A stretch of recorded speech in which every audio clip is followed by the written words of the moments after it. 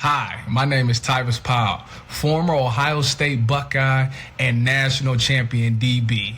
Welcome to the Buckeye Cast. These guys was born and bred in the Buckeye State, and they like to talk Buckeye football and drink bourbon.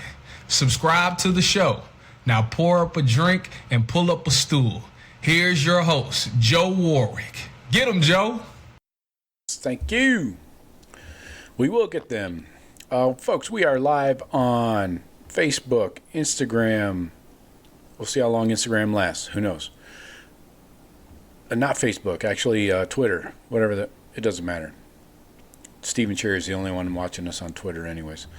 So we know we'll get his comments and predictions later. Please subscribe to the show. Support the show. You can go shopping on thebuckeyecast.com. Check out all the gear up there. It is on sale today. Thebuckeyecast.com. Get a shirt, long sleeve tee, quarter zip, shirt, hat, the whole nine. And hey, if you really want to do us a favor, share the show with a friend, whether it's through YouTube Live, if you're watching there, or Twitter, whatever. We have a huge podcast audience, so if you're listening on podcast, this would be, Tuesday mornings, I release the audio of the shows. So, yeah, take your mom's phone and subscribe to the show. She won't notice the difference. So, yeah, we are back Monday nights. Just want to reiterate, this is our new time going forward. Monday nights, 8 p.m. Eastern. So, we look forward to seeing you there. Now, you might notice a question for the chat. I already dropped it down in the little banner below, and we can talk about this. We're still waiting for Jeff. I got Shawn in here. Who knows? You sent it to Jeff's new number? Yes, definitely. There you go. I can confirm that. I took the time to fix that the other day. Yeah. Anyway. What else? Haven't heard from him yet. So, yeah. Question for the chat. Right off the top, we'll have a couple more questions as I remember them. Does Bo Jackson break 100 yards on the road at Illinois this week? He hasn't yet. I don't think we've had a 100-yard rusher yet this season. Does Bo Jackson crack the 100-yard mark? I don't know. Illinois is supposed to have a good defense. We'll get into it later, though. What else? Shawn, should we hold out to do the good, bad, and uglies until Jeff is here? Or he can just fill us in on his when he gets in. All right. Well, if you're ready with your good, let's go ahead and start with the GBUs. Gosh, there's just so much to pick from here. Hate to pigeonhole myself, but I'll just go ahead and go with Julian Sayin. Huge day. That kid is completing 80% of his passes on the year. I don't think I've seen a ball this year. They all come out and they look like perfect spirals. He drops them in the bucket. He puts it where, I don't think I've seen him throw a bad ball. It just, Julian Sayin, and I mean, the kid's coming together.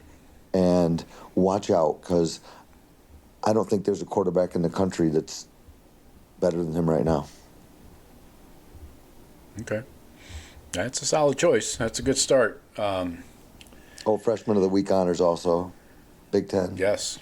Yeah, definitely. So many angles here. I think you got to go Carnell Tate. I mean, easy pull, right? I mean, the guy had a career day. He had like 2 career days, honestly. 9 catches on 10 targets, 183 and a touch. Had the long of 49. So, hey, college you football could easily nerds. go Smith. I mean, the catches he is making. Yeah. College football nerds, does Julian Sayin throw a good deep ball now? Is he accurate now? You fucking cocksuckers. Can you believe they look? Oh my gosh, I'm excited for that kid. Yep, it's going well. So yeah, I got to go Carnell. I mean, that's fine. I got some highlights here to show you guys where half of the Minnesota defense, just when Jeremiah goes in motion, they just roll to his side, and Carnell's left with just single coverage on a corner who he just roasts right off the line. We'll get to that. All right, so good. Shawn has Julian Sayin. I got Carnell Tate. For your bad, Shawn, what do you got? I think this might be my third time I've had this exact bad. Opening drive defense. Okay. Teams come down and drive right down the field on that opening drive. I feel like it's at least the third time it's happened. And then, of course, we buckle up and shut everything down from there going forward. I'd just like to see us shut down that first drive. Yeah. Yeah, but I think it's by design, honestly, because what's that kid's name? Drake Lindsay, the quarterback for Minnesota, said after the game that after the first drive, the first snap of the second drive, it was a completely different defense. I know. I just watched that. So. I watched that interview. I mean, I got to say, you've never liked the guy. I've always kind of liked PJ Fleck. And what he said afterwards, and that quarterback kid, just how they raved about our D, like, oh my gosh. Yeah, the farther I get away from the row the boat stuff, like when he first started doing that stuff, it's like, come on, man, nobody's buying that bullshit. But he stuck with it, and now PJ seems like he's not just a used car salesman anymore. He actually is trying to coach. So. Yeah, I'll leave him alone and respect what he says. So, he said this is the best defense he's seen in his 13 years as coach. So, okay, but yeah, I think it says something when the starting quarterback is like, they completely changed the defense in the second series. So, you gotta have. I mean, and not only do you have to have the coaching that Patricia's given you on that side. And the skilled players, which we obviously have, you got to have the knowledge for the players to execute that type of stuff. Not all teams and players can just keep changing the looks like that quick and that smooth. That's tough. It's a high level of intelligence. High level on that defense. Yeah, not just your everyday. Yeah, the defense just isn't see ball get ball anymore. These guys got a lot more to think about. Yeah, and then, it helps when you have a Caleb Downs out there, orchestrating things from the back end, telling guys where to get lined up, what their job is. And he's not even the green dot. I mean, Sonny is the green dot at linebacker. So he's calling the defense through Patricia, but maybe Downs is the one talking to Sonny in that chat. Okay. Maybe they got their own little system going on. See if he's got a mic. Downs might have a mic, and he's the one telling Sonny what to do. Right. I'm joking, folks. Yeah, those are just jokes. Yeah. So I did want to give one more, since you brought up the quarterback and Fleck, or I did. I'll give one more good out to Tom Weston. 7 for 356, 50.9 average for. Who the hell is that? That's their punter, and they went on and on in that game about who's Fleck's idol. Jim Tressel. That's why he wears the tie, and Tressel couldn't be more proud. 7 punts, 50.9 average. That is beating the boots off that ball. Hats off, nice. Weston. MVP for Minnesota. Nice. Yeah, he had plenty of practice. Yeah.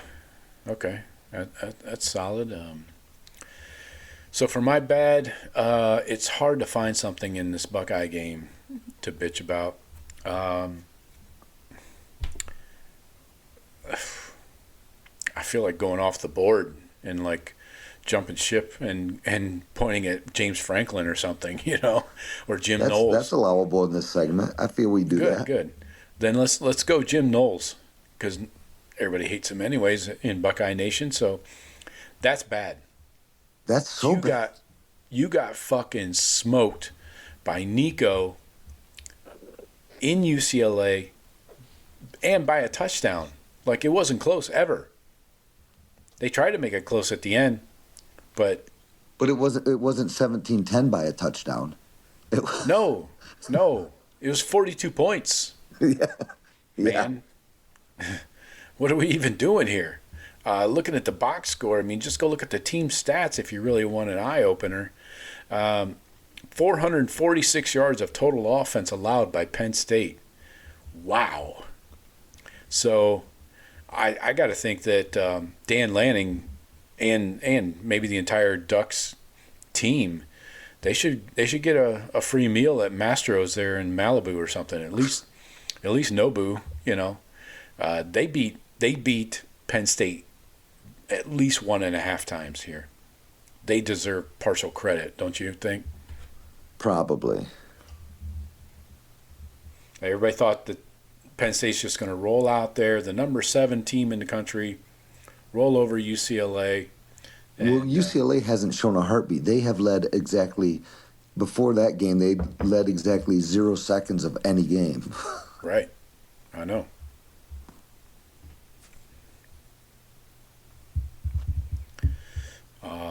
Jim Knowles, highest paid coordinator in the league, or in college football, highest paid assistant coach at 3.1, 3.3 mil, whatever it is. It's not even close. The next guy's like 2.5. So what do you think it is? I mean, they've got dudes. They've got more talent than UCLA. Let's put it that way. But he doesn't have Ohio State's dudes. For sure. He don't have Caleb Downs.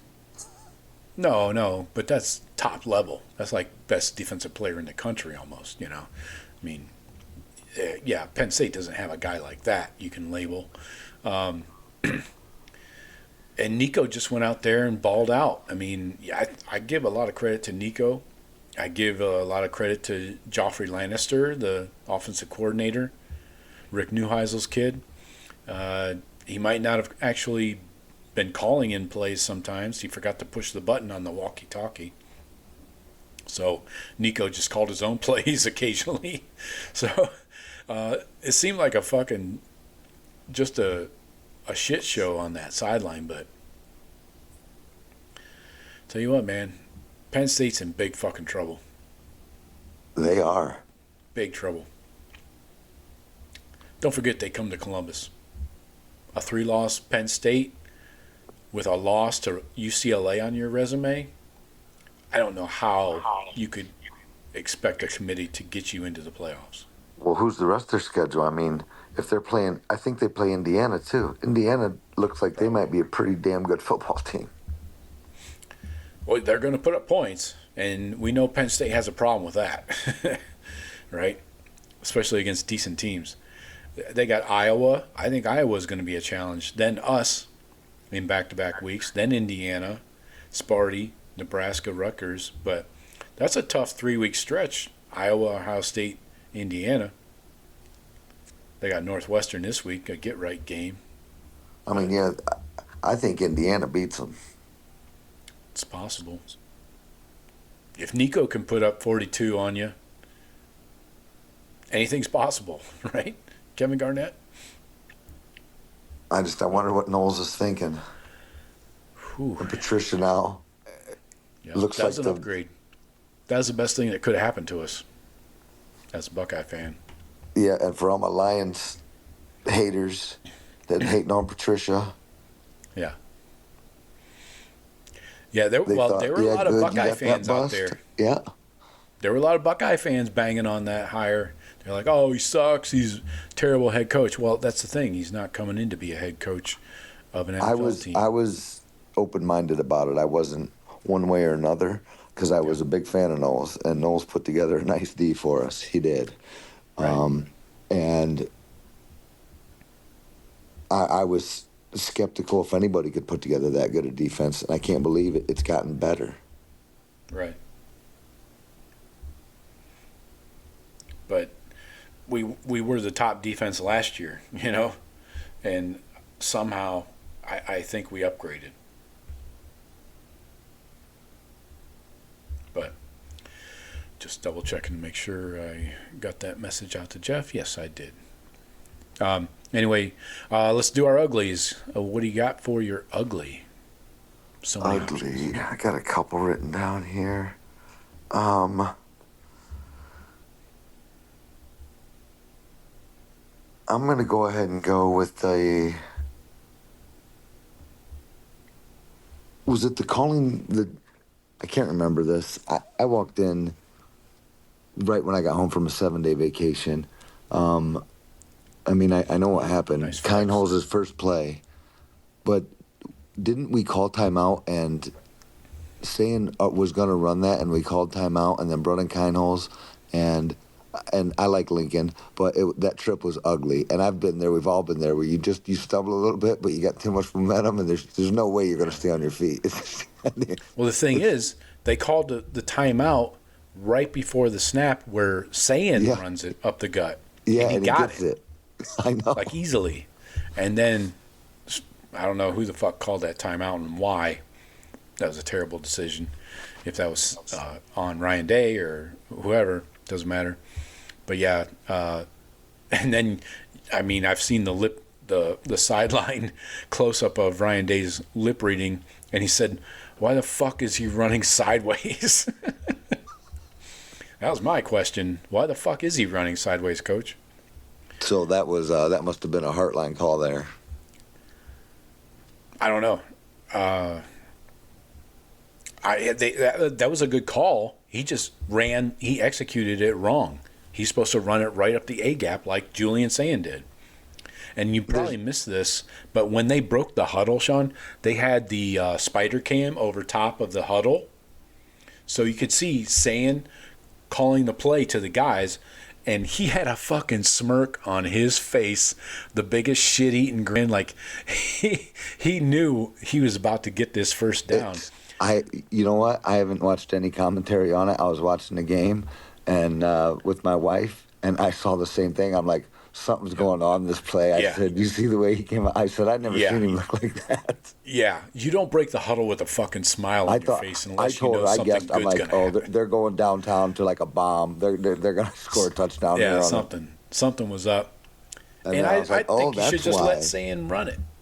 Why do you call a timeout to put in a backup quarterback? That whole operation was fucked on that play. But ugly. I'm gonna go. I'm gonna go off the board here too because I watched this game.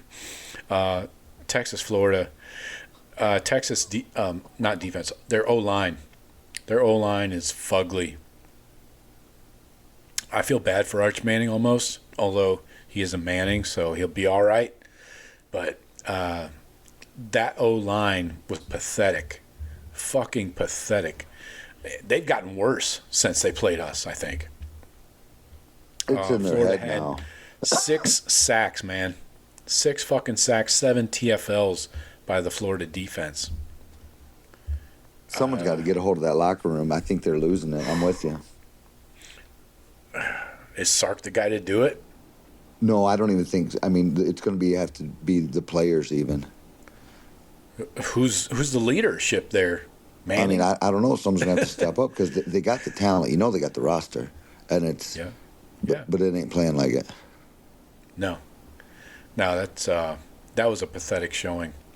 I'll tell you what. I'll take VB3 on our team any day. Vernell Brown III for Florida. He was a Buckeye commit, flipped to Florida late. He's electric. I'll take that guy any day, but I understand why he flipped. He's not as good as Jeremiah Smith, But that was a really action-packed game too. Like every play, you're like on the edge of your seat. I was really into that one. So yeah, ugly O-line play. I wouldn't even curse my eyes to look at those PFF grades the Texas O-line. I don't even want to know what those were. All in the red, I'm sure. So, you want to talk about any other games? Did you catch any games? I didn't really. Like I said, I walked in the door and didn't even. I basically sat down to see the last couple plays of Minnesota's first drive. That's when I walked in the door off a 7-day vacation. Yeah. Flex. UCLA Penn State. Again, we talked about it. Drew Aller. I thought Cincy beating Iowa State was intriguing. Okay. Yeah.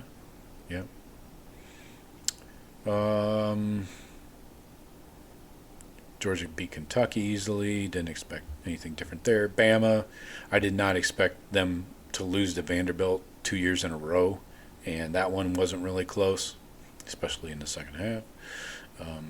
But yeah, Penn State, UCLA, Texas, Florida, and notice how Penn State and Texas both got bounced out of the AP poll this week.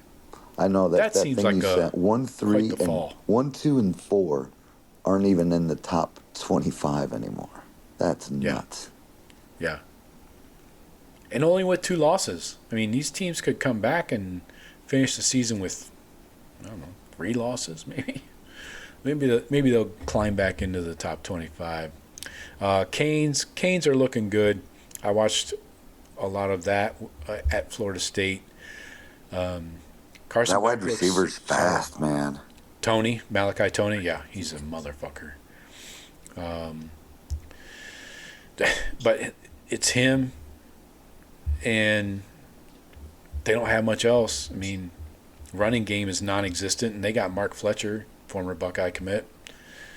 The Daniels kid, the other receiver, number 7, solid. Both of them had 2 touchdowns, Tony and Daniels.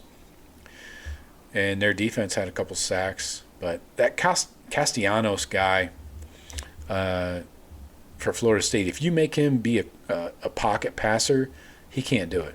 He's just whipping the ball deep into double coverage, getting picked, just Hail Mary balls that are stupid throws. If he gets out on his feet, gets out of the pocket, yeah, he's dangerous.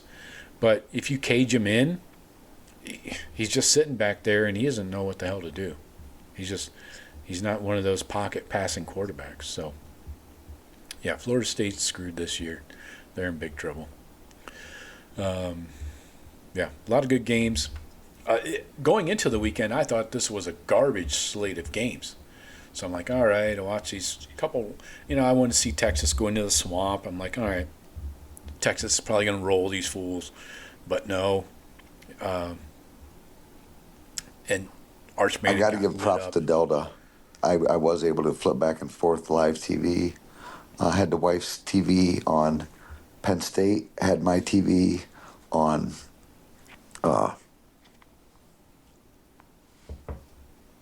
I was on Penn State. What was she on? I forget what other game. But it's nice right there that they got live TV now offered on the flights. Yeah. To watch live football. Definitely. It's a must-have.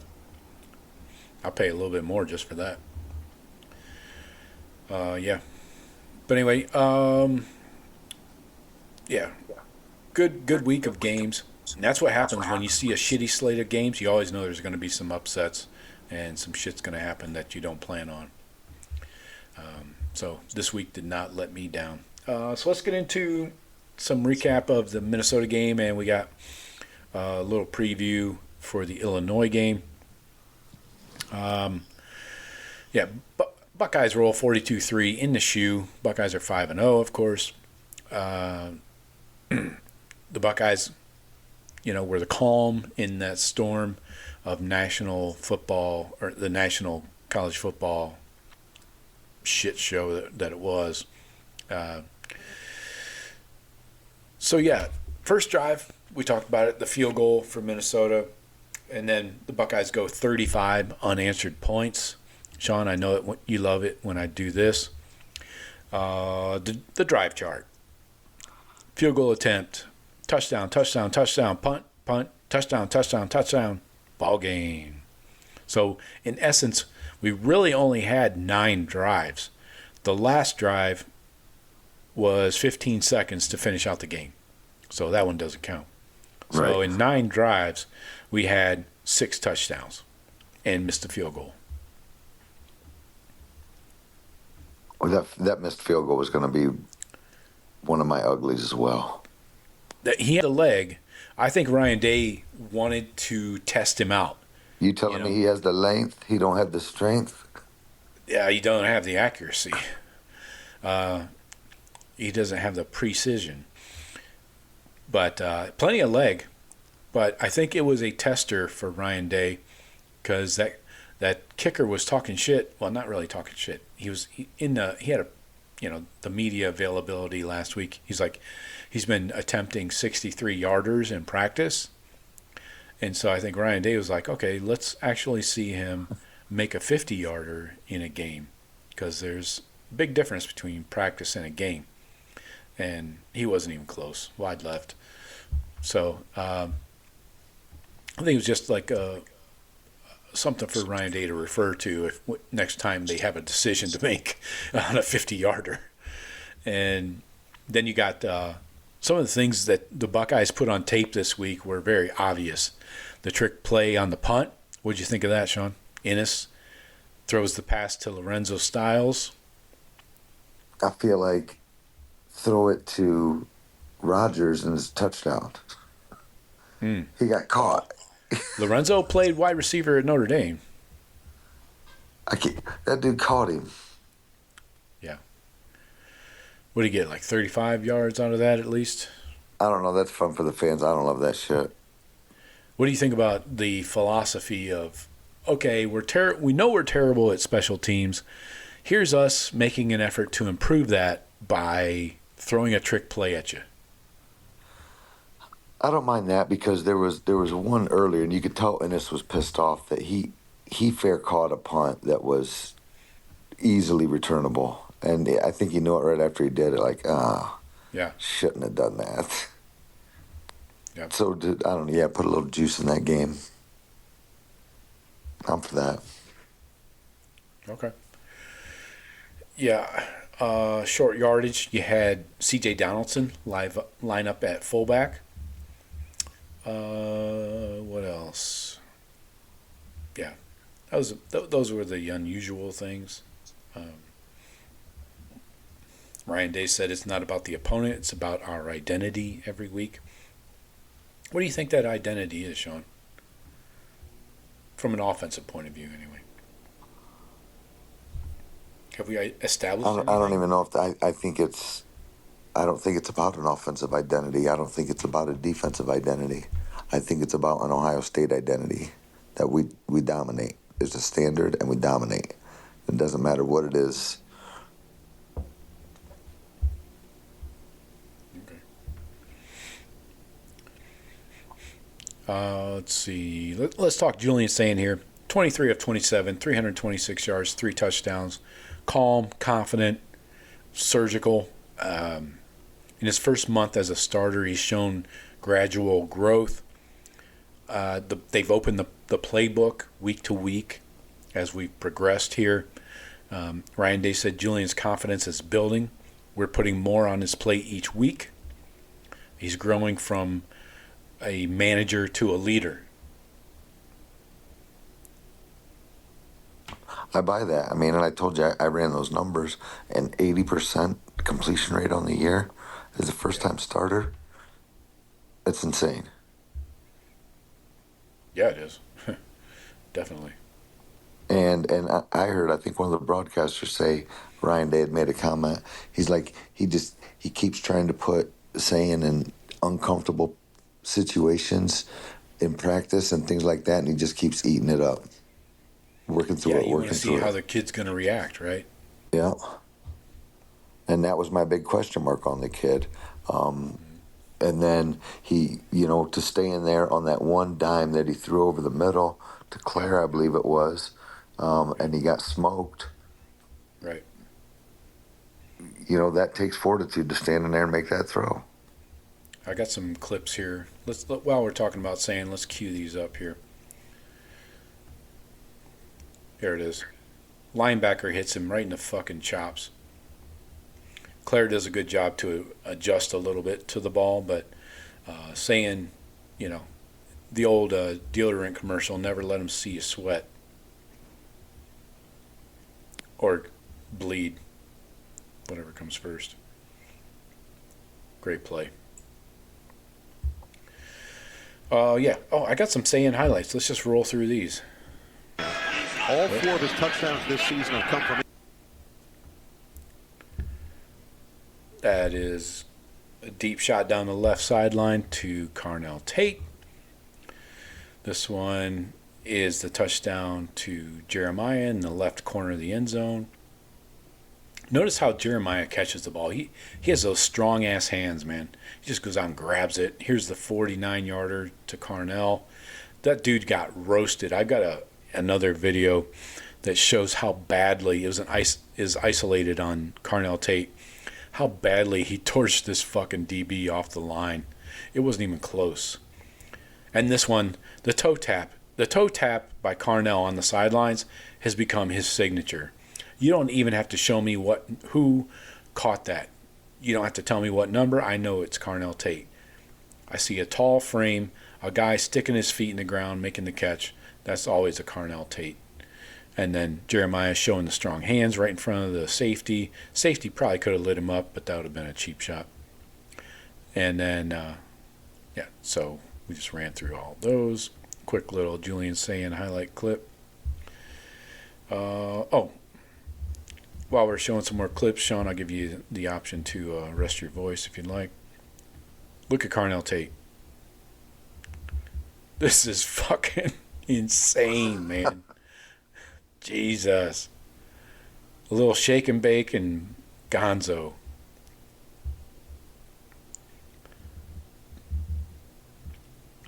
Ford doesn't even get his hands on Tate. Yikes. That's got to be scary, though. I mean, yeah, single coverage against an Ohio State receiver. Yeah. Yeah. and a 5-star quarterback that drops and dives. Yeah. Be on your toes out there, boys. Here's the touchdown to Tate on the from the field view. Look at how far behind that DB is. He's not even in the frame. Jeez. Yeah, I mean, if Jeremiah Smith is the number 1 wide receiver in the country, I still think Tate's easily top 5 and maybe top 3. Oh, yeah. The Buckeyes are working him into a first-round draft pick situation right now. Check out this. So, same play. This is all the same play. This is the attention that Jeremiah Smith gets on that exact same play. Watch this. Watch Jeremiah Smith go in motion. I did see this. Left. Watch the entire defense in white. There's like 5 guys over on that side of the hash. Yeah, but do you think they're going to keep doing that now that it's like Tate will kill you too? Yeah. Well, you can try. I mean, I understand why they're doing it. I just think it's fucking nuts. The 5 dudes end up on the other side of the hash. Look at that. And meanwhile, your boy is out there left on an island getting roasted. That's easier than practice. No kidding. Fuck me. What else? That's all I got, really. Oh, we got a little Bo Jackson action. Here is actual video evidence of Bo Jackson's touchdown. That's real. Sorry about the resolution. I know it looks kind of shitty. It's kind of low res. Black and white. Anyway, you get That's awesome. Yep. So, yeah. Saying it's slowing down for him, he says. Practice is more intense than games. I think we just said that, right? He said it himself after the game. Iron sharpens iron, all the good things. So, yeah. we talked about Carnell Tate, 9 catches, 183, 2 touchdowns. Ryan Day said he's blocked all year. Now he's eating. Dare we call Carnell Tate the second best wide receiver in the country?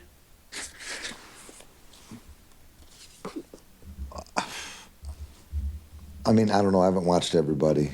I'm sure there's some guys I don't know about. The freshman from Miami looks really good too. Yeah.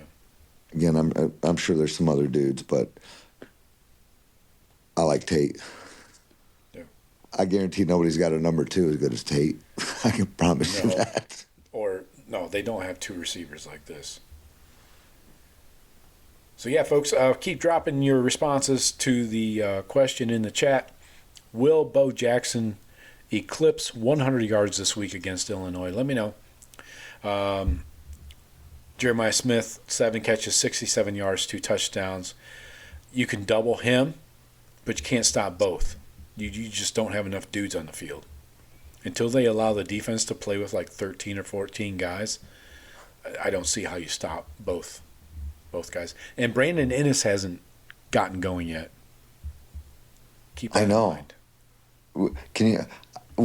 I feel like there's going to be a week where, okay, you've been running Max Clare up the seam. You got Jeremiah and Tate on the outside. I can't wait to start seeing drag routes from Ennis. Yep. They've ran a few plays that were designed to get Ennis open, but they've just been missed by Sayin for whatever reason. So I don't know. Yeah. It's just a matter of time. Plus, I would say another big deal formation-wise is the Buckeyes are running a lot of 12 and 13 personnel, so you got 2 or 3 tight ends in there. Ennis has to be the first guy off the field, if they're bringing in an extra tight end. So that hurts his production too. He's just getting fewer snaps, What else here? Short yardage and red zone. What did we go? 5 for 5 in the red zone, I believe. Yeah, 5 for 5. Keenholz late in the game did have that carry. They had to give it to him twice down there inside the 5. Thought he got in on the first one up the middle. Jeff says he just woke up. He's been asleep since 4:30. Was that AM or PM, you think? Well, get in. Anyway, yeah,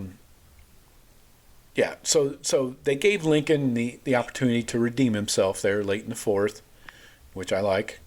He actually ran the proper read up through the A gap, got in the end zone.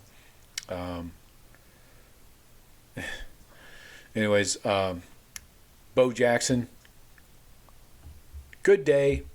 I'm still waiting for us to get a 100-yard rusher. I'm very concerned that the O-line is part of the problem, or most of the problem, honestly.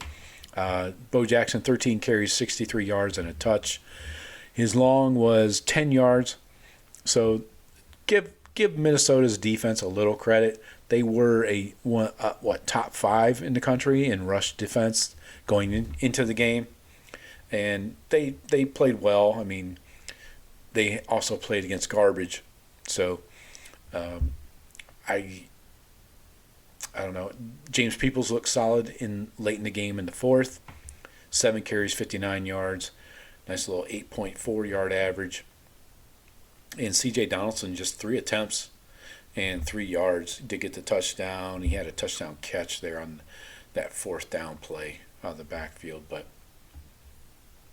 kind of a quiet night. And again, I'll go back to that O-line. I'm a little concerned about the blocking in the run game. Pass blocking's good across the board, except for Tegra. I don't know, man. I'm concerned about Tegra. They pulled him out for a couple series again this week. It seems to be like a pattern. They put in Onyanwa for him. I don't know what Tegra's deal is. He's hasn't improved in like 2 years. You know, that's concerning. I don't know if it's laziness. I don't know. I mean, I don't know. That PFF stuff that you always rattle off, some of that shit just doesn't make sense to me. It's either we can run the ball and protect the quarterback or we can't. And it seems like we run the ball and protect the quarterback for the most part. Well, these run blocking grades are what I'm focused on right now. And Carson Hinsman, a 67.8, that's okay. But then Phillip Daniels, the right tackle, a 49. That's horrible. A 40 freaking 9? I mean, seriously. We should be much better than that. You know, as a whole, the O-line is blocking great. They're nasty as fuck. They're killing guys through the whistle. They're cleaning the pile. I mean, occasionally against Minnesota, they were, falling over the pile and taking somebody with them. It was kind of funny, honestly. But, yeah, it just – the O-line needs to be road graders, and they need to be a little bit stronger in the run game, in my opinion. Jeff, what do you got? Jeff? Morning, fellas. Good morning. Sorry I'm late. Sorry. Joe, are you talking about PFF grades for the O-line? Is that what I just jumped into? Specifically in the run game, yeah. I was looking at the PFF grades, and everybody's complimenting our offensive line and what they're doing and how nasty they are, but yet the grades are low on the PFF grades. So I'm wondering if PFF's maybe not catching everything, because if they're not getting graded properly, maybe, because often some of our linemen they're graded out as champions during the games, and we're looking at PFF grades and it's 68, 70, or 60, 66. So I'm just wondering if we're just barely getting above average, but yet the coaches feel they're grading out as champions in some cases. Good point. Yeah, that's the other thing is with PFF, you don't know what a player's assignment is. I'm hearing myself there.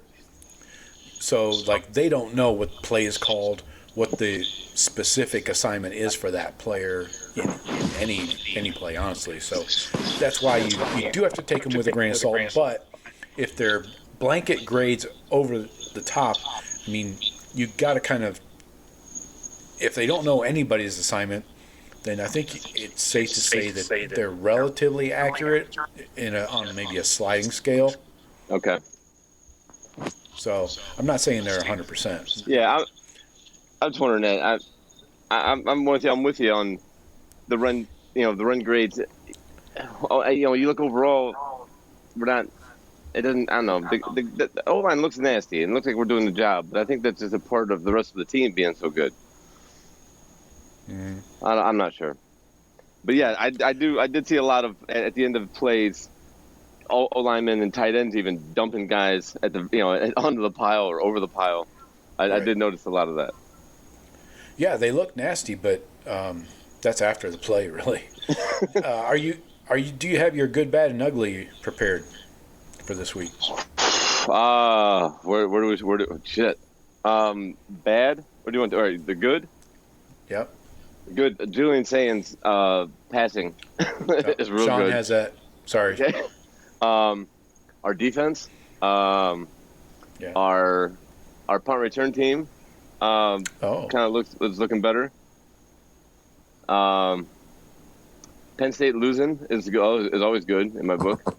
It's also very ugly. that was my bad or my ugly. I forget. But it could fall under any category, honestly. Yes. Good for us, bad for them, ugly for college football. Ugly for the Big Ten, yeah. Ugly for the Big Ten. See, my bad would be Lincoln Keynote's choosing the wrong hole on a quarterback sneak that we had to call timeout. Yeah. Yeah, Shawn had that. Did you guys compare notes or something? Bad Arch Manning. I think I had that one. No, I had the O-line. I had his O-line. Mm.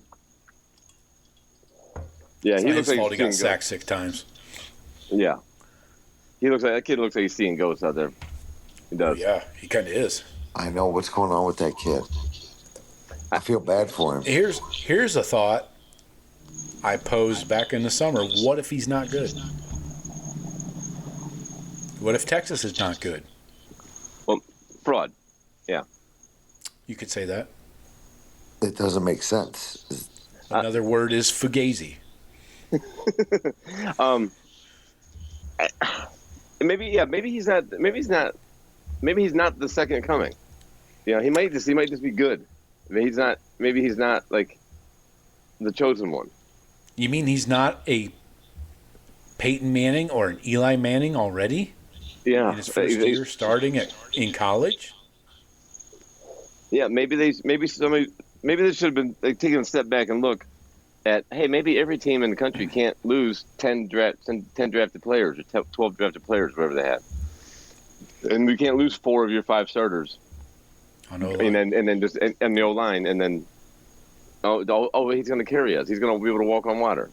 The reason they were number one is not because Arch is good. He was good in high school. He got the rating. He was a 5-star kid coming out. He was an absolute stud. Well, something did translate. Is it dare I say the lack of development in the Texas coaching staff? There's a have they failed? Have they failed the kid? I don't know. That I wouldn't argue that. There's a lot of questions. The thing is, maybe they weren't as good, just because the media and college football wanted them to be number one, so bad. They wanted Arch and Texas to be the team. But yeah, I think that's a lot of that. Hey, if we pump them up and put them number one, they gotta play like it, right? They gotta play like it. Let's hope. Yeah. And now you're out of the poll entirely. Yeah, 3 of the top 5. 3 of the top preseason 5. Right. Out of the poll. Another reason why we don't need preseason polls, because they're full of shit. It's unexplainable. All three of the teams are. It's unexplainable why. They're so surefire. Clemson bringing back 81% of their production. Heisman candidate quarterback, dog shit. I'm really curious, jumping ahead to the end of the year and the final playoff selection committee meeting and all that. What if one of these 3 teams, Clemson, Texas, and Penn State, has 3 losses? Yeah. Will one of them still make it into the playoffs strictly on name alone? I think the way this season's going so far, I think you're going to see a 3-loss team probably this year. I think I'm with you, Shawn. I think maybe 2. Maybe even. But it has to be coming from the Big Ten or the SEC, right? Yep. Yes, not the ACC. Yes, 100%. Yes. Or Notre Dame. Okay. Or Notre Dame. Sure, yeah, of course. They got carte blanche. Yeah. Sidebar. How is Notre Dame still 3-2 yet still 16th in the country? That's Notre Dame, Jeff. They don't play in a conference. Yeah, their AD and all the other team presidents, the other school presidents, and Notre Dame's AD decides everything. And they got, one more game on their schedule? USC? Yeah, pretty much. And side note, when they do make it to the playoffs, they don't have to share any of that playoff money with a conference. They get to keep it all. It's theirs. Oh, yeah, it's a beautiful thing. Yeah, great. It's a great deal they got. They can reshine touchdown Jesus' mustache or whatever, add more gold to the fucking dome, all the things. But, so yeah, we're in the middle of resetting the Minnesota game. Then we're going to get into the Illinois game here. We finished up the offense, I think, for the most part. Showed a bunch of awesome clips. Jeff, you would have loved it. They were very well produced by NBC. So thanks for that. But anyway, defense, you go 66 yards on the first drive of the game. Shawn was not happy about that. Give up the 3-point easy field goal. Then the rest Well, I of was the saying, game. Jeff, I think 3 of my bads this year so far have been our opening drive, where people have come down and Yeah. taken it right down. Now, we usually hold up, obviously, when it gets down there, but these teams have long opening, sustained drives. I remember the national title game last year. Remember Notre Dame? Just quarterback keeping it all the way down the field on us. And I'm like, oh, shit. Is this what's Yeah. going to happen? Then he had nothing left. Yeah, right. He's in is he anywhere? Or is he in a body bag? I mean, that kid killed himself that game. He went pro in something other than football. Yeah. Riley Leonard, right? That's his name. Yeah, never heard. Haven't heard his words. Haven't heard his name Exactly. since. Yeah. He's an insurance salesman in the greater South Bend area. Like killing it. If he is, he's making a killing. Yeah. Yep.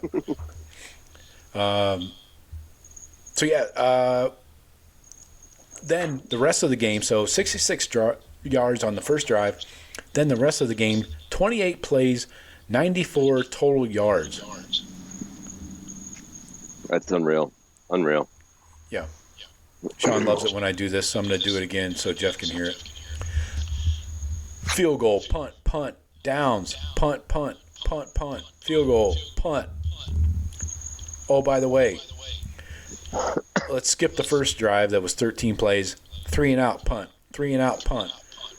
5 plays downs, 3 and out, punt, 5 plays punt, 3 and out, punt, 3 and out, punt, 10 plays, field goal attempt, missed, 5 plays, punt, drive home safely. And that the field goal had no shot. That was dead from the jump. That's Shawn off the tee. Hooker Central. Hey, I'll bet each hole with either of you. All right, let's get on the course. Yeah. So Arvell Reese, is he blitzing or not? That's the question, right? Every quarterback is asking themselves when they line up over him. He forces the teams to game plan around him.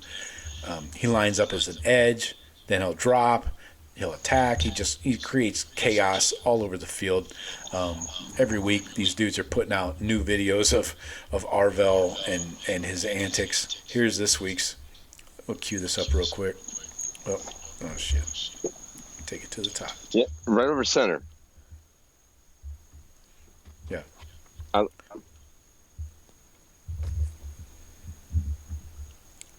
So Arvell just working a dude, coming around in a little kind of a twist action there. Yeah. That guard never had a fucking chance. Tried to double the D end. Good luck with that. So that's the only really defensive clips I have. I love that. Sorry, good. They showed a lot of sim pressure. Just the one sack is what I have on the defensive side of the ball. Total pressures, though, we had 13. That's good, in case you're wondering. A couple hits on the quarterback. Arvell Reese led the team in pressures with 3. Edric Houston got there with 2. Caden Curry with 2. Bo Atkinson. Caleb Downs had 1. Caden McDonald, Sonny Styles, Kenyatta. And Kenyatta, even after going out in the first quarter, still. Was that a stinger? They called it a stinger on TV. I don't know. They took his helmet away. I hope it's not a concussion issue because he just had one. Well, basically, when you get a stinger, they're going to put you in concussion protocol regardless. Mm-hmm. I get that. I just hope it's not head related. Yeah, I was going to ask if. Right, because then you're getting two that close to each other. Now you're more susceptible to getting more of them. Right. But and I thought Kenyatta was having a good game. Yeah. That hit, it did look nasty though. He's like his head drove right into the turf. It looked like. Yeah, it was a weird.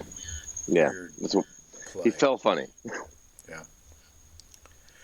Yeah. So keep firing your questions into the chat. We got a good one right here from Micah. Welcome to the show, Micah. He says that is Hicks going to redshirt this year? I feel like we're wasting his talent. Yes, it's been reported that C.J. Hicks and Malik Hartford, the safety, are both redshirting this year. Now, keep in mind, let's chill. Does not mean he's transferring or both are transferring or anything like that. Mm-hmm.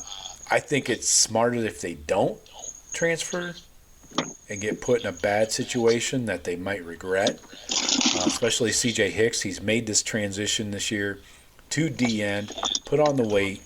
He's had to sit behind Kenyatta and Caden Curry, but there's open starting spots for him next year, most likely. No, I completely disagree with you. I think if C.J. Hicks, I think this was a request by C.J. Hicks to keep this year of eligibility, and I think he is 100% asked to be transferred. That, hey, I want to transfer, redshirt me, and I want to go and have a year to play somewhere else, because Curry and these guys might also be in front of him next year. C.J. Hicks wants to play. I'm almost certain that it's because he has requested this. And I'll bet you $1 that he gone. And I'm not mad at him for it. I think he should. I think it's a great decision for him. I'm going to disagree because same with Hartford.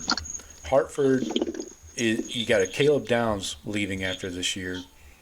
So you got a Malik How many Hartford. times is C.J. Hicks going to be the starter? He's supposed to be the starter next year, and then next year, and it never happens for him. He's gone. Well, Curry and he'll is be a an senior. impact player somewhere. Curry's a senior. Kenyatta is a redshirt junior.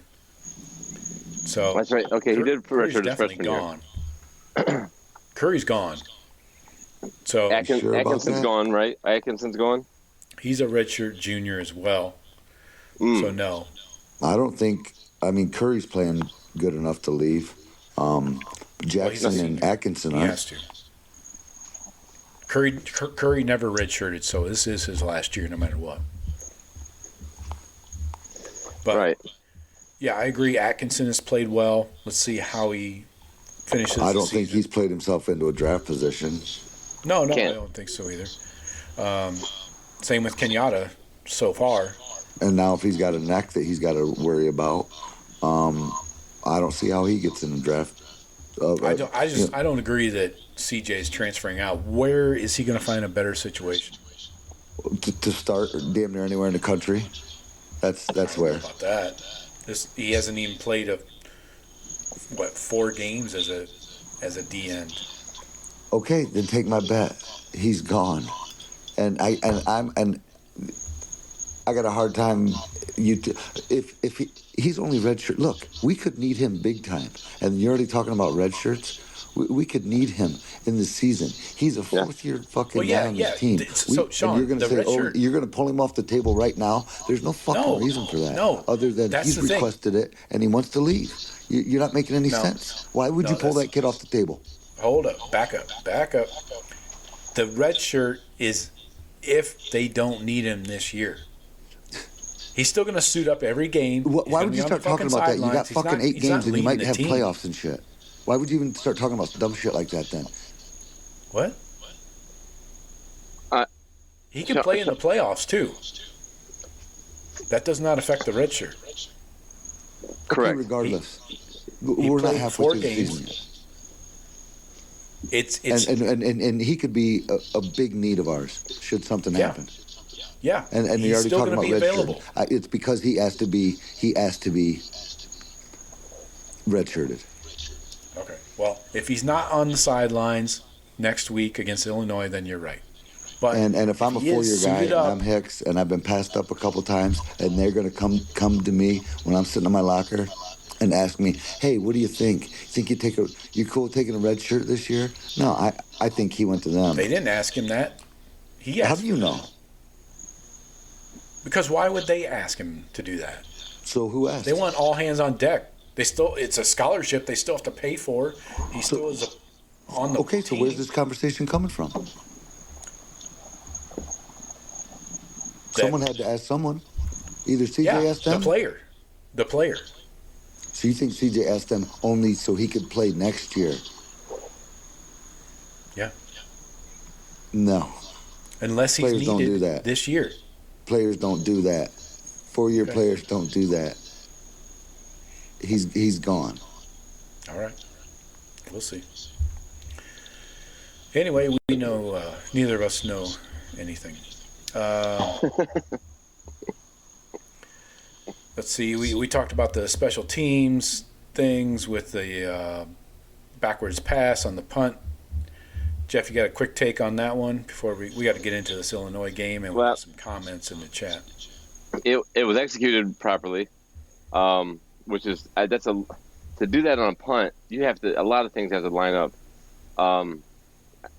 To get, very, very rarely do you have that. We fair catch 99% of the punts. To have that much time before, once you catch the ball, to have that much time to step back, plant, and throw across the field, completely across the field. Yeah. A good pass by Ennis, by the way. It was legit, yeah. But you have to, that has to be called, but you still have to have the execution of getting everybody blocked and having Ennis enough time to catch the ball, then turn and plant and throw. It was executed perfectly. Yeah. My question is, can we just run a regular punt return, and block it up properly without pulling trick plays out? Because that seems to be a challenge. It was executed so good by Styles, though, the way he was blocking that guy all the way down and then saw that guy break off towards the ball, and he slid out there into no man's land. That was executed very nice. Yeah.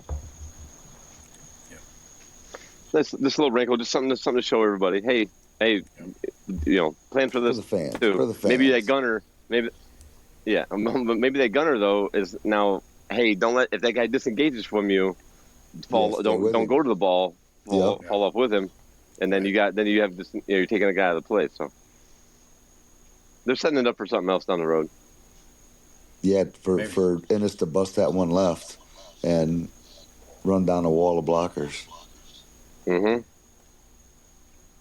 So yeah, a lot of Buckeyes got in the game. Ian Moore came in at right tackle for Phillip Daniels. Zion Grady, how about him getting in the first half? Saw a lot of him. Looked good. Yeah, he looked real good. Had a TFL, I believe. Yeah, because there's a lot of them to see. Yeah. I do like the depth in the D line. Tywon Malone is definitely improving. He can be on the play. I saw Will Smith Jr. in on a tackle for loss. Yeah. Good to see our some depth in that interior D line. Yeah, Will Smith Jr., one of the top rated run defenders according to PFF, a 73.9.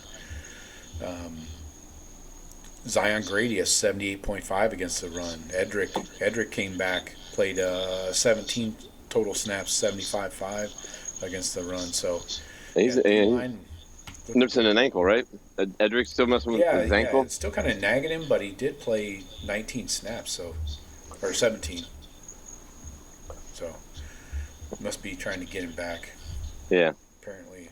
But the depth, the guys backing up Will Smith and Taiwan and them, they're holding their own. So it's good to see. That was the biggest concern we had going in. That was the depth in that D line. So. Right. Yeah, so it's good to see guys making plays. Just got to do it consistently week to week. Let's get into this Illinois preview. We got some comments in the chat we're going to get to. This is week 7, game 6 for the Buckeyes. We're going to be halfway through this season already, guys. The regular season anyways.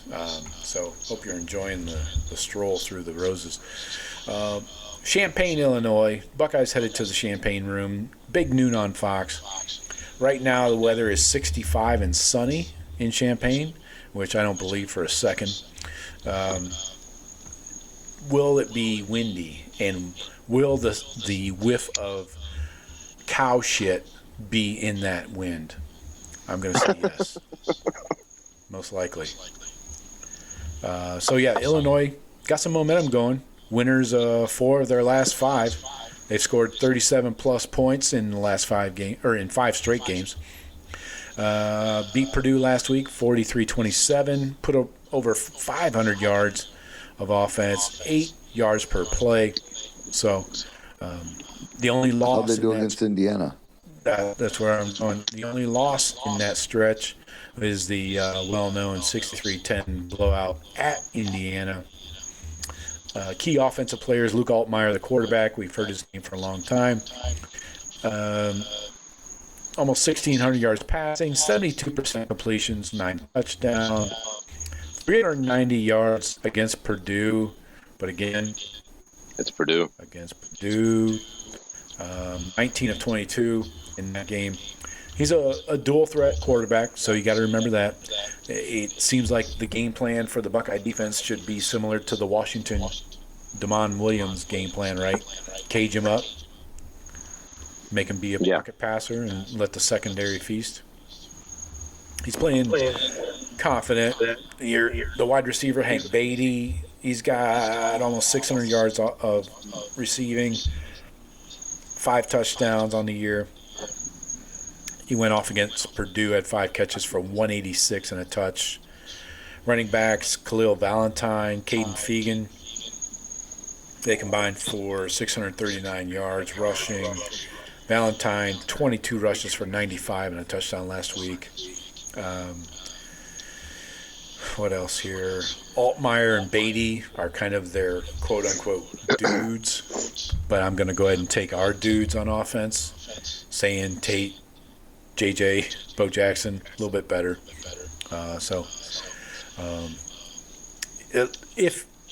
If these two offenses are kind of close, like not real close, but close-ish, close adjacent, the defenses are not at all. The Buckeyes have allowed 25 points in 5 games, still have not given up a single red zone touchdown. So Illinois does have their holes. That's what she said. 2 for 12 on 3rd and 4th downs last week. You can't against afford Purdue. that. Yeah, you can't afford that against Ohio State. Defense, they're solid. They've given up 23.4 points a game. That's somewhat inflated by the Indiana ass kicking, but if they get behind and they start forcing the ball on offense, then that's just going to play right into the Buckeyes' hands on defense, right? I mean, Exactly. This is not going to go well. Again, Buckeyes allowing 5 yards per game, not per play. 5 points per game. Red zone D is number 1 in the country, 25% scoring allowed. Illinois is middle of the road there.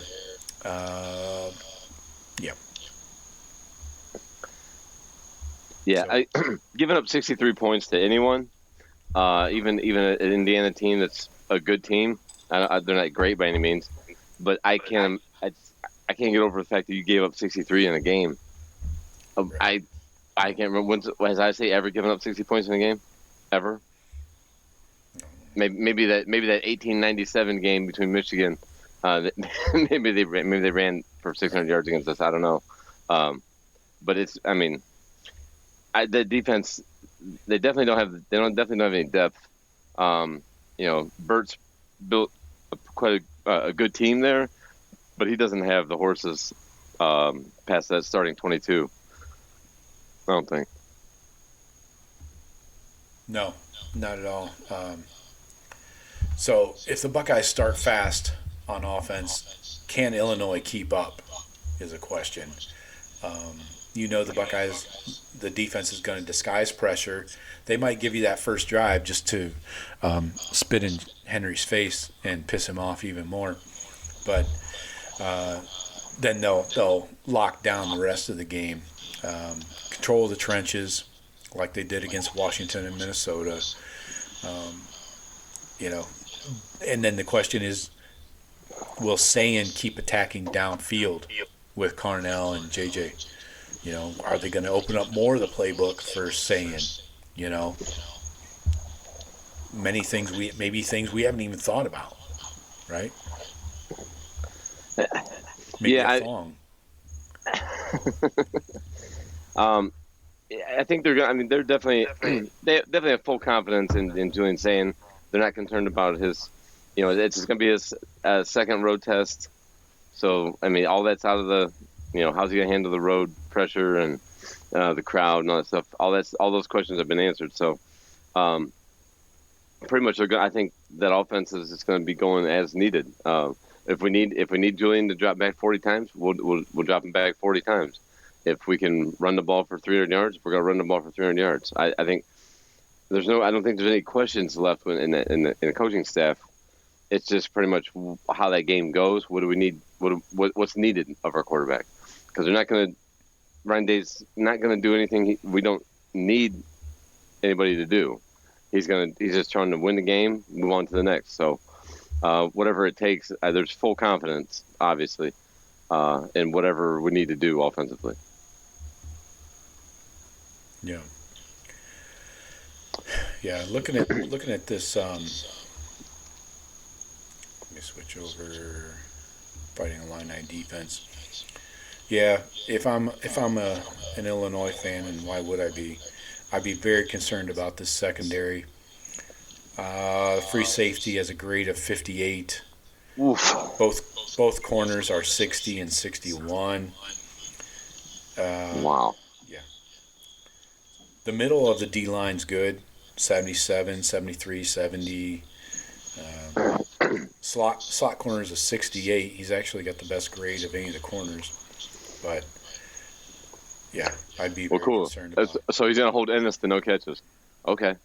Yep, maybe. Wait till they line up Jeremiah in the slot. Yeah. So, all right, let's get to our score predictions and microscopes here. Buckeyes favored by 14.5. A little low. You're a little low. Over under a 50, right on the button. So, Jeff, let's start with you. Score prediction. 32-9, Buckeyes. Oh, that's random. Okay. 32-9, cover, under. Shawn, what do you got? I'm going with 31-13. I think we give up our first touchdown of the year.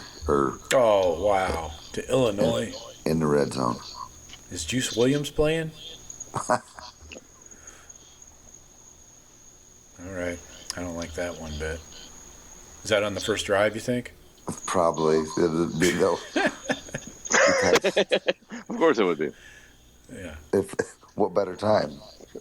Might be your only chance against that Buckeyes defense.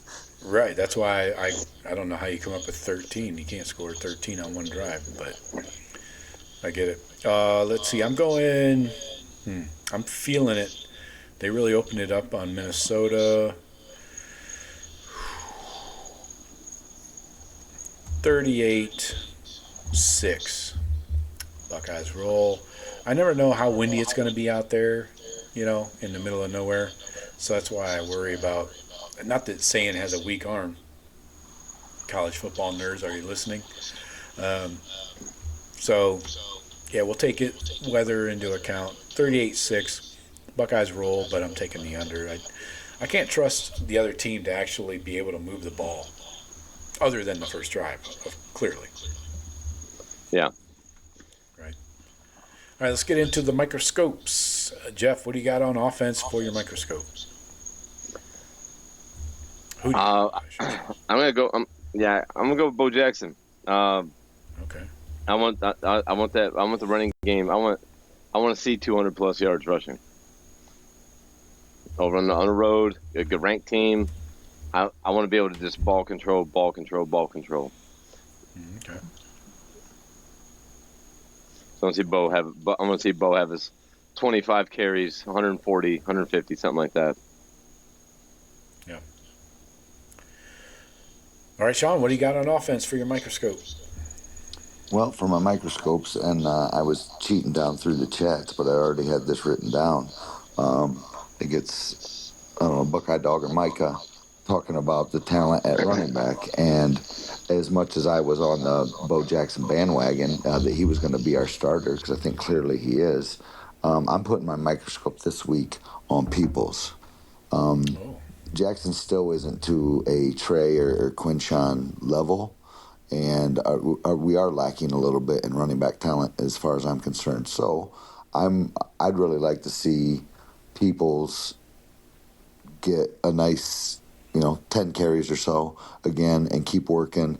And I'd like those guys to turn into that two-headed monster that I think we need. So right there with you, Jeff. I want to pound the rock. And Bo Jackson's almost there, but, again, just not quite, I don't think. So you got all the Peoples, huh? Yeah, I've got my eye on Peoples this week. Because I think Donaldson's going to be what he is. He's going to be your short yardage, smasher. He is what he is. But, yeah, I want to see Peoples and Bo Jackson continue to push each other and make each other better. Fuck all that running shit. Brandon Ennis, breakout game. I've been calling for it for weeks. He's due. Let's sling it around. Let's hit Ennis down the seam. Let's get him moving on some drag routes over the middle, finding that open zone, and get him going here. Finally. Yeah, it would be nice to see too. That definitely would be nice to see. I quit wishing for it because you never know when it's going to happen. And as being our fifth option on offense, we're waiting for our fifth option to have a game. That's cool because the top four options are having games. So, but I'm with you. I'd love to see us have a breakout. I don't dispute the guy's talent and everything. Just I don't know if it's are we just missing him or is he just not? We're not scheming him open. We're doing a good job of scheming everybody else open. So, it'd be nice to see him have a game. But I'm cool with everybody else if we still do our 200 rushing, 300 passing, and Ennis has 2 catches. I'm perfectly fine with that. But it would be nice to see him have a breakout game against a ranked opponent. With everybody's eyes on it. So then it just gives future teams, oh shit, now we gotta worry about this guy too. This guy is capable. Yeah. Right. Okay. Quick little breaking news from Texas. Steve Sarkisian addressed Texas's struggles. Quote, take the other, how many teams are there in college football? 136, question mark. Take the other 135 and have them go play at Ohio State and at the Swamp. See how they do. Ooh, defensive much? Wow. Yeah, he's feeling the heat. them Texas boosters are he's hearing the chatter. Well, was that Florida's first home game this year? No, it was not.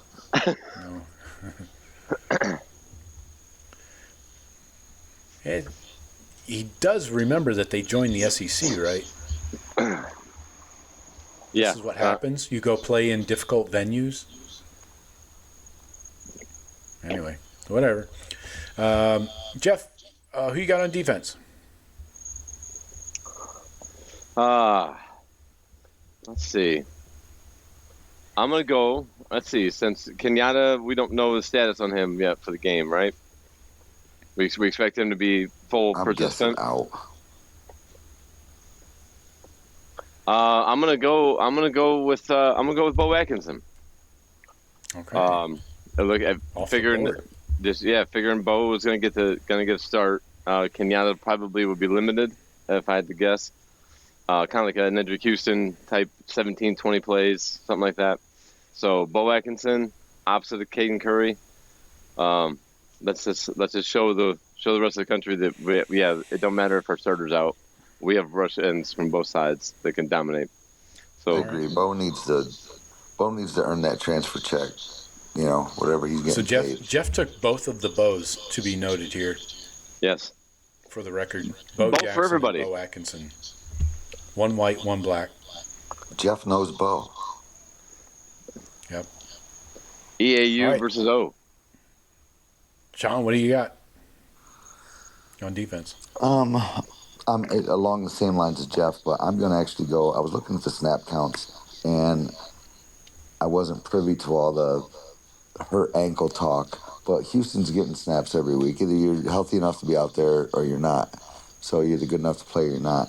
I've seen Tywone Malone basically kind of become the starter in that role, and I expected Houston to be our best player on the on our defensive line, and to me, he's not been and not been close to that. So I'm really hoping that he takes a step forward and starts wrecking games like his buddy that sometimes plays tackle as well, Caden Curry, because Caden's playing out of his freaking mind. But that D-line needs to play better. You mentioned, all the pressures that they're getting. We got 1 sack again last week. We don't sack quarterbacks. It's not what we do. And I feel like playing some of these teams, you can get away with that, but you need a few sacks a game against some better opponents. Like this week, we need to get to this quarterback a couple times. Yeah, and he does have some feet, so he's going to escape the pocket occasionally. But okay, so who'd you go with? Houston. Okay. Houston, we have a problem. We do have a problem, Houston. We need to fix it. Yeah, get that ankle right. I'm going Arvell. I think this is a perfect Arvell game where they're going to blitz the shit out of him, and he has all of the athletic ability, like we saw against Washington, to not get shaken out of his shoes by a shifty quarterback. So Luke Altmyer, say what you want about him and his experience, but he might be a dual threat, but I would say Arvell is probably more of a dual threat than Luke Altmyer. So go ahead, try and leave the pocket and get a number 8 tattooed across your face. So yeah, I'm going Arvell. He could really in this game get his name into that Buckeyes award, or even the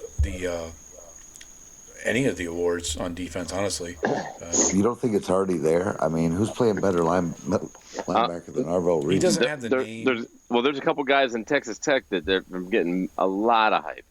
Oh yeah. Yeah, and Sonny Styles. I mean, you could end up splitting votes there, so that's one downside. Yeah. And both those guys are playing great. I mean, they're in the 70s on the season PFF grade. So, yeah, I'm going Arvell. I think he has a chance to really put up some numbers against this goofball quarterback. Yeah, this guy doesn't worry me whatsoever. Look at these by position snaps. Arvell, 106 snaps on the year so far at D-line, 104 at linebacker, 9 at slot corner. Jesus. Fuckers all over the place. I love it. 6'4", 243, by the way. The slot receiver loves him lining up over him. Like, good gosh. Get smacked in the fucking mouth. Yeah, and this guy can run with me, too. He's faster than you, by the way. Yeah. This guy can run with me, and he's fucking 40 pounds heavier. Right. All right, let's rifle through these comments real quick.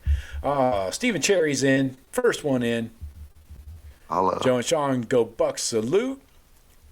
Go Bucks to you, Stephen Cherry.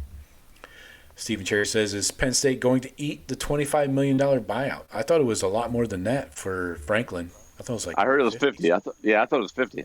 Well, it goes down every year, so, I mean... Well, they're not going to eat 50 this year. They'll eat 25 next year, I bet. Maybe. Yeah. I know you want to get your comments, but... Says Matty P will be the difference against the team up north. He will have the freshman Underwood in a blender. Put it out there in the universe. I agree. They're going to be in big fucking trouble. I'm actually excited about us playing dual threat quarterbacks. I think we have we've built enough experience and faced enough of them.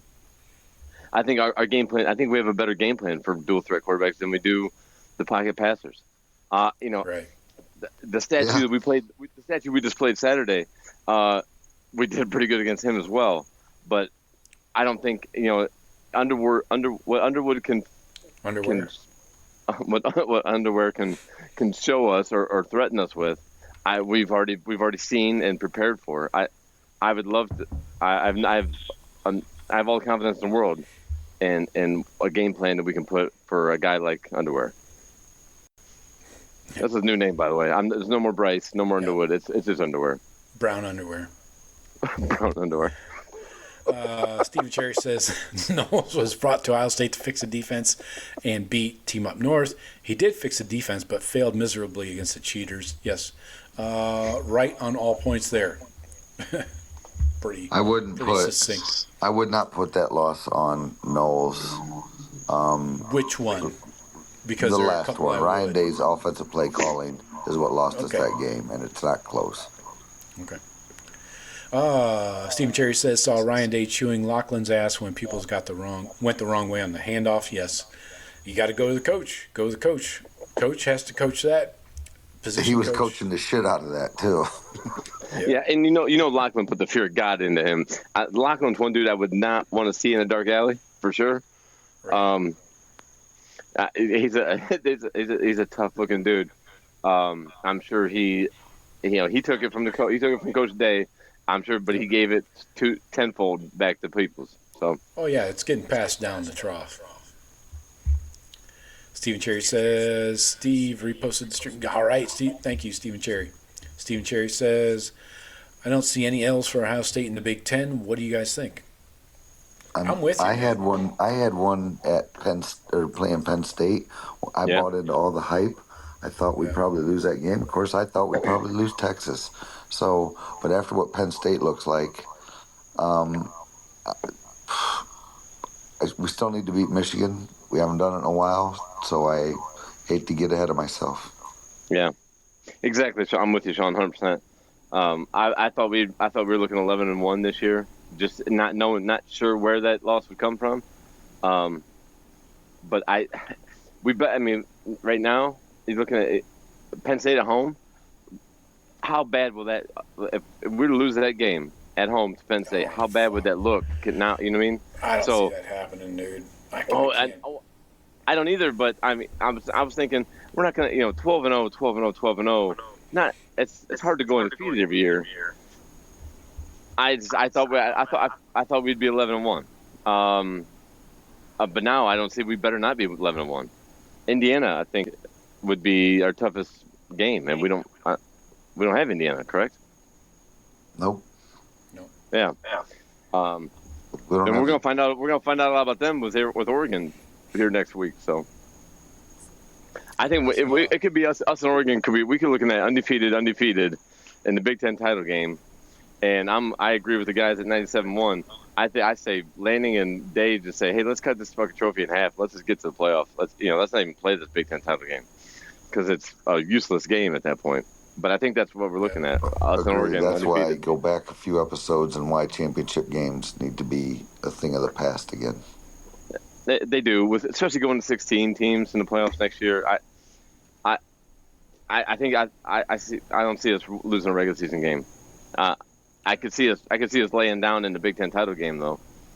But I mean, if things play out the way they look right now, I mean, it looks to me as if Ohio State, Oregon might be the two best teams in the country. Maybe Miami. And yeah, we're going to play each other for the Big Ten championship. I think the loser of that game still gets a 1 seed.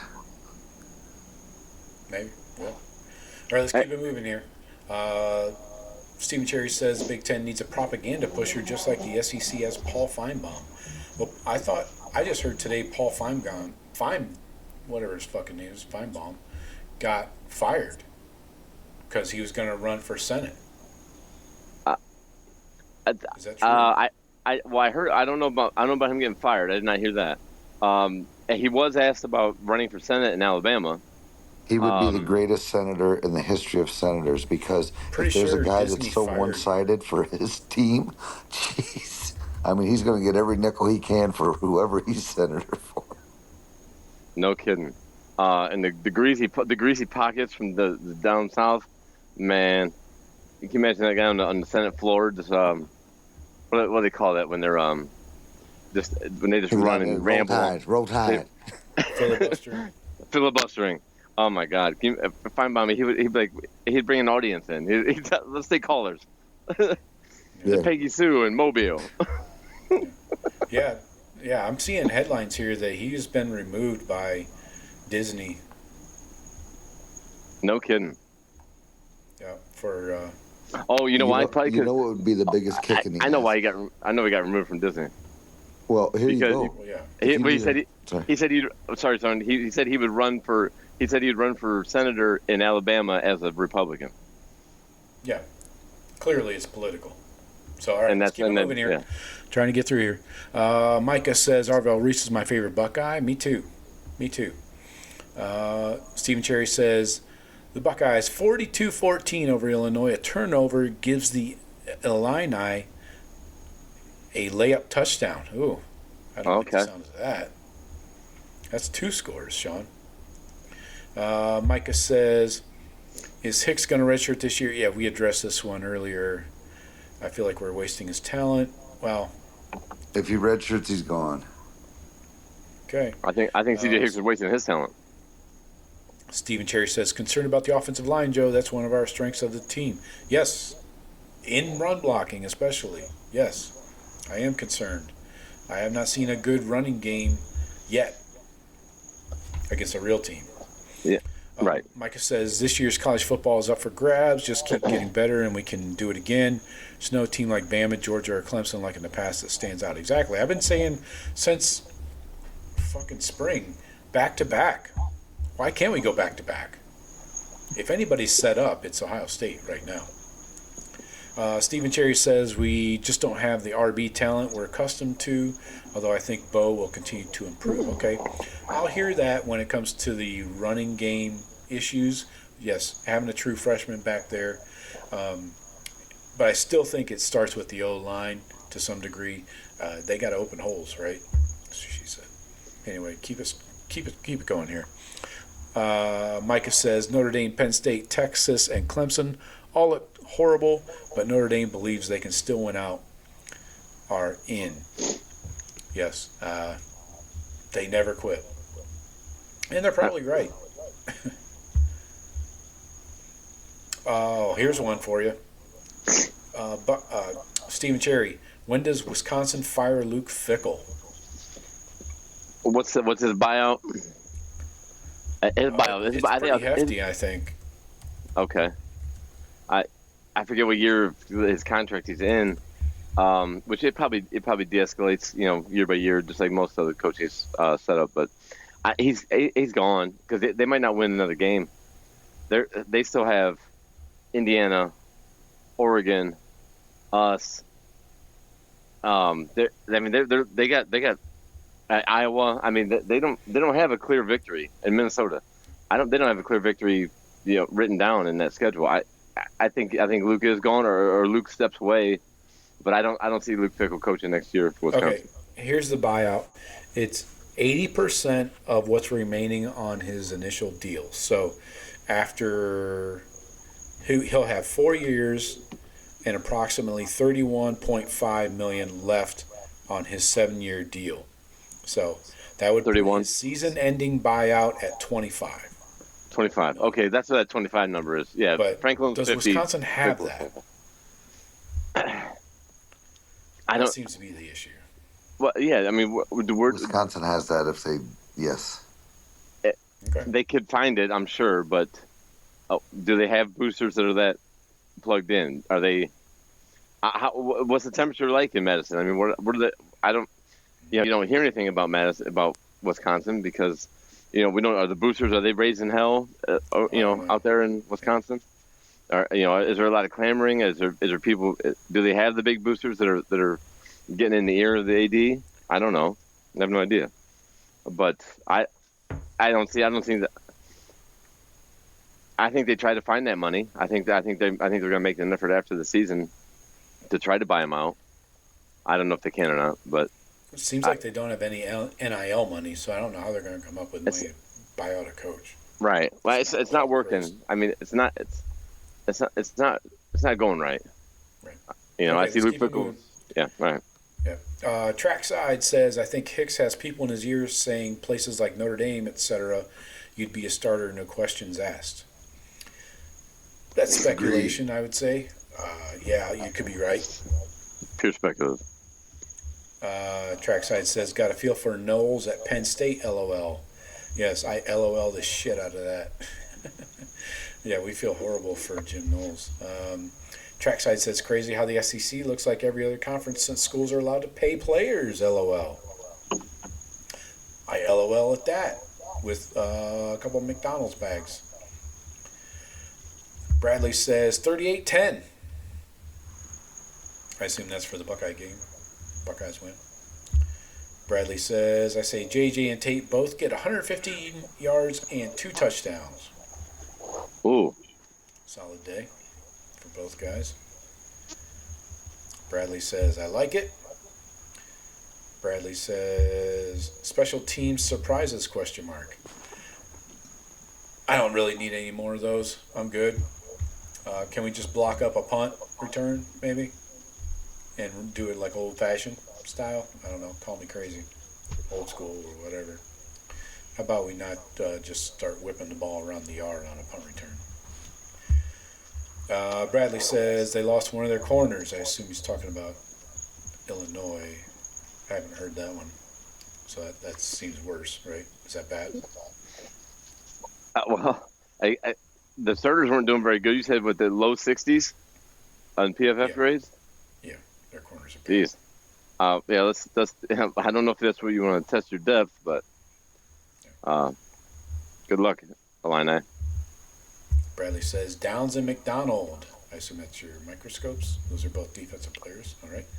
Trackside says Lorenzo Styles on defense is his microscope. Okay, that's a Ain't go wrong there.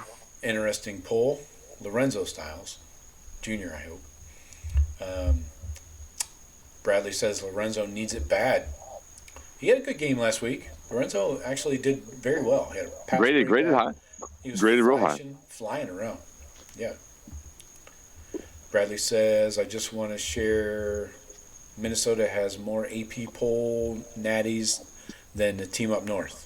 Okay. Yeah. I know. Those 1930s trophies are probably collecting a lot of dust there in Minneapolis. No, weren't they good in the... Didn't they do something in the 70s or 80s? No. Not a title. Not a No national titles? title. No. I think they had a title in 61 or something like that, but maybe it was. They were huge in the 30s. Yeah. Bradley says, dude from Buffalo. Help me. Yeah, Josh Allen, he's a hell of a quarterback. No, he says Marlock or something like that. We're just going. Oh, for the Big Ten, stooge, I think. Someone was asking about the... I don't even know who that is. Who could be the Feinbaum of the Big Ten. But if Feinbaum's getting fired, wouldn't that be a kick in the ass if the Big Ten Network hired him and all he did was suck off Ohio State and throw bombs at Bama and Georgia? Turn heel. He owned the South. The South would rise again. The South would rise again. He definitely would have sure. to move. He'd have to move. Oh yeah. And he did just move. Recently. He lives in Charlotte, right? Lives in Charlotte, yeah. I happen to be in Charlotte. Right now? Yeah. Oh. Actually outside of there, but yeah. Ex-Mariner says, I did hear he's running for office, but not that he's been fired. That's what the headlines I'm seeing on Google, that Disney has said, no dice. I thought it was all just rumor. I know he made a comment about it. He was asked a question, and he said, "Yeah, I might consider it." That was like a week ago. Yeah, but it seemed like an innocuous, question in an interview. There must be more smoke to it, I guess. Maybe the mouse called him into the office. They'd say Herb Street. I'd say Herb Street. He's pro Big Ten outside of Ohio State. Oh yeah, but he's got odd affiliations, and definitely is not going to pump up Ohio State. So, is he really useful? I don't think. and he's not giving up his national stuff. He's not going to give up his ESPN job or his Amazon job, to be a blowhard like Feinbaum. He's got too much going on right now. I thought I saw him deliver my packages. I didn't know he was working for Amazon. Dan Dockich? I like Joe. Joe, I like it. Joe, I like what you just said there, because that's the closest thing we would have. But we don't have. You got to get him to focus on football, though. He's too scattered with basketball and everything else. Well, he's a basketball coach, so I mean that's natural. But paychecks can waver anybody's thought process. Well, yeah. But Dockich, that's the type of mouth that you would need. Yeah. He's got his own radio show in Indianapolis there, so that'd be the closest thing, the closest option, I think, to pseudo Feinbaum. Right. So, all right, that's all I got. Great show, folks. We appreciate everybody joining us. As always, please like and subscribe. Hey, if you want to help out the show, visit thebuckeyecast.com. Get yourself a shirt. Everything's on sale. Save some money. Get yourself something. Buy somebody else something. Christmas is not that far away. Visit thebuckeyecast.com and solid questions tonight. Solid chat. Yeah. Solid chat. Yeah, I agree. I love the name Trackside. I love that. I love that name. I'm a fan now. Go. Yeah. Appreciate you, Trackside. I love that. Love the handle. All right. That's all I got for you tonight. As always, keep an eye out for your daily Buckeye Blitz. 10 to 15 minutes of Buckeye football every day in your ear holes. It'll be on YouTube as well, just no video. But Jeff and Shawn, appreciate you. No time, brother. Anytime. We'll talk to you later.